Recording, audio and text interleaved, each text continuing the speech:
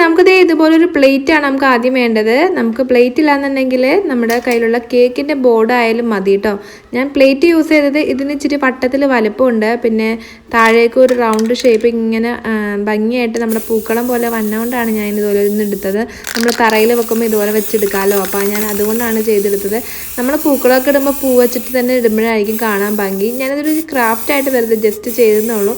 അപ്പോൾ ഞാൻ നിങ്ങളായിട്ട് ഷെയർ ചെയ്യാമെന്ന് വിചാരിച്ചു. നമുക്കിത് വോളിൽ വെക്കുവാണെങ്കിൽ നല്ല ഭംഗി ഉണ്ടാവും കാണാൻ വേണ്ടിയിട്ട്. വോൾ ഡെക്കോറായിട്ട് അത് യൂസ് ചെയ്യാം കേട്ടോ. അപ്പോൾ നമ്മുടെ പ്ലേറ്റിൻ്റെ മേളിലേക്ക് ഞാൻ ഇതുപോലെ നമ്മുടെ സ്പ്രേ പെയിൻ്റ് ഒന്ന് അടിച്ചെടുക്കുന്നുണ്ട്. വൈറ്റ് കളർ സ്പ്രേ പെയിൻ്റ് എടുക്കുന്നത്.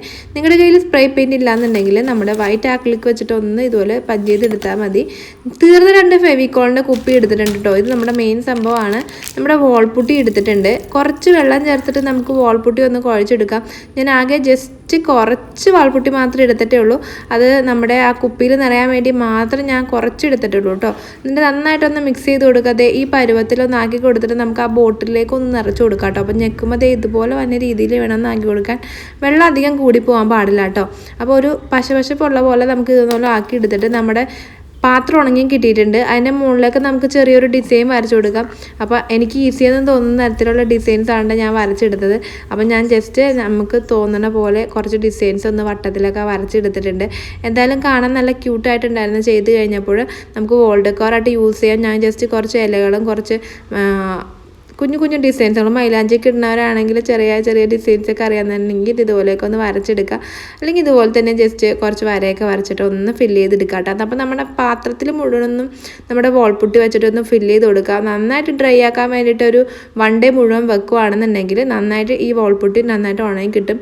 അത് കഴിഞ്ഞ ശേഷം നമുക്ക് ഇതുമ്പോൾ പെയിൻറ്റ് അടിച്ചിട്ട് നല്ല അടിപൊളി പൂക്കൾ ഉണ്ടാക്കി എടുക്കാം കേട്ടോ. അപ്പോൾ ഞാൻ ചെറിയ ചെറിയ ഡിസൈൻസൊക്കെ ഇതിനകത്ത് ഇട്ട് കൊടുക്കുന്നുണ്ട്. ചാനൽ ആരെങ്കിലും സബ്സ്ക്രൈബ് ചെയ്യാതെ കാണുന്നെങ്കിൽ ഒന്ന് സബ്സ്ക്രൈബ് ചെയ്ത് സപ്പോർട്ട് ചെയ്യണം കേട്ടോ. അപ്പോൾ നന്നായിട്ട് നമുക്കിനി ഉണങ്ങാൻ വെക്കാം. ഞാൻ കുറച്ചൊക്കെ ഒന്ന് സെറ്റ് ചെയ്ത് എടുത്തിട്ടുണ്ട്. ഇനി ചെറിയ ചെറിയ ഡോട്ടും കൂടി ഇതിനകത്ത് ഇട്ട് കൊടുക്കാം കേട്ടോ.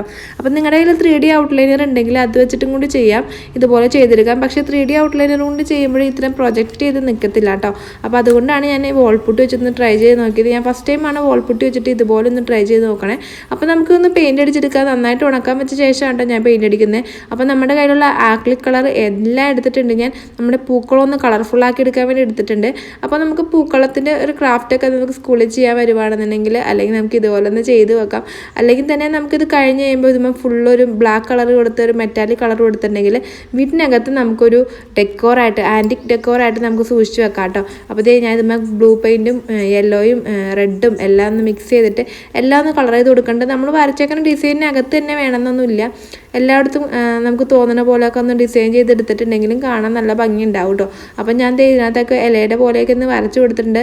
എല്ലാം കറക്റ്റ് അളവിലൊന്നും അല്ല കേട്ടോ ഞാൻ വരച്ച് കൊടുത്തേക്കുന്നത്. അത് നമുക്ക് പെയിൻറ്റ് അടിക്കുമ്പോൾ മനസ്സിലാവും. ഞാൻ ജസ്റ്റ് ട്രൈ ചെയ്തതാണ് ഫസ്റ്റ് ടൈം. അപ്പോൾ അതിന് പെർഫെക്റ്റ് ആയിട്ടൊന്നും വന്നിട്ടില്ല. ഡിസൈൻസ് ഒന്നും കുറേ വ്യത്യാസങ്ങളൊക്കെ ഉണ്ട് വരച്ചേക്കണതിനകത്ത്. നിങ്ങൾക്ക് വരക്കുമ്പോൾ കാണാൻ പറ്റും.